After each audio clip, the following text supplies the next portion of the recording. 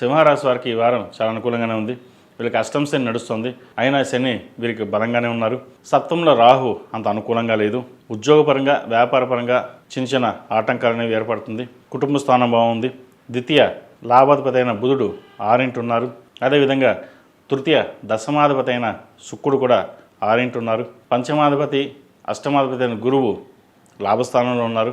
రావాల్సిన బెనిఫిట్స్ వీరికి అందుతాయి. ముఖ్యంగా ప్రభుత్వ రంగంలో ఉన్న వారికి మంచి పేరు ప్రఖ్యాత లభిస్తుంది. ప్రభుత్వ ఉద్యోగం కోసం ప్రయత్నం చేస్తున్న వారు కూడా మంచి ఉద్యోగ అవకాశాలు కలిసి వస్తాయి. ఎవరైతే రాత పరీక్షల కోసం ప్రిపేర్ అవుతున్నారో చక్కగా ప్రిపేర్ అవ్వండి. ఉద్యోగం వచ్చే అవకాశం గోచరిస్తుంది. మనకు ఉద్యోగం రాదు, ప్రభుత్వ పరంగా ఏదీ లేదేమో, ప్రైవేట్ పరంగానే ఉంటుంది అనుకోవచ్చు. అయితే ప్రైవేట్ ఉద్యోగంలో చేసుకుంటూనే ప్రభుత్వ ఉద్యోగం కోసం తప్పకుండా ప్రయత్నం చేయండి. వచ్చే అవకాశాలు పుష్కలంగా ఉన్నాయి. అదేవిధంగా వివాహాది శుభకార్యాల విషయంలో ఒక కొలిక్కి వస్తారు. అయితే సంబంధం విషయంలో జాతక వివరాలు పరిశీలించుకున్న తర్వాతే ముందుకు వెళ్ళడం చెప్పదగినది. ఏదైనా జాతక పరిశీలన ఉంటే కనుక 7731881113ని సంప్రదించండి. జాతక విశ్లేషణ చేసి ఆరోగ్యపరంగా, కెరీర్ పరంగా, వివాహపరంగా ఎటువంటి దోషాలు ఉంటే చెప్పడం జరుగుతుంది. అదేవిధంగా ఈ రాశిలో నిర్మించిన విద్యార్థులు చదువు మీద శ్రద్ధ తగ్గుతుంది. చదువు మీద శ్రద్ధ వహించాలి. పంచమ అష్టమాధిపతి అయిన గురువు లాభస్థానంలో ఉన్నారు. అదేవిధంగా షష్టమ సప్తమాధిపతి అయిన శని అష్టమంలో ఉన్నారు. అష్టమ శని నడుస్తుంది. ఫ్రెండ్ సర్కిల్స్కి దూరంగా ఉండడం, ఎటువంటి మాట ఇవ్వకుండా ఉండడం, చదువు మీద శ్రద్ధ వహించడం చెప్పదగిన సూచన. నూతన ఉద్యోగ ప్రయత్నం కోసం చేస్తున్న వాళ్ళకి కాలం అనుకూలంగా ఉంది. ఉద్యోగం వచ్చే అవకాశం గోచరిస్తుంది.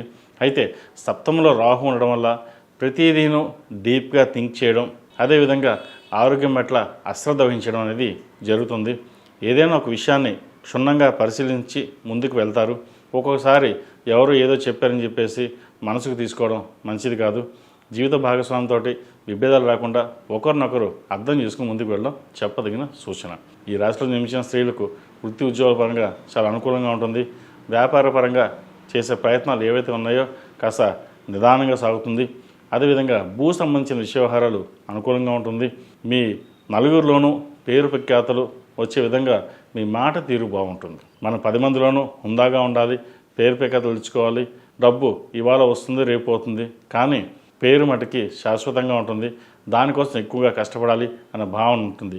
ముఖ్యంగా వైద్యవృత్తులు ఉన్న వారికి చాలా అనుకూలంగా ఉంది. సప్తమంలో రాహు ఉన్నారు.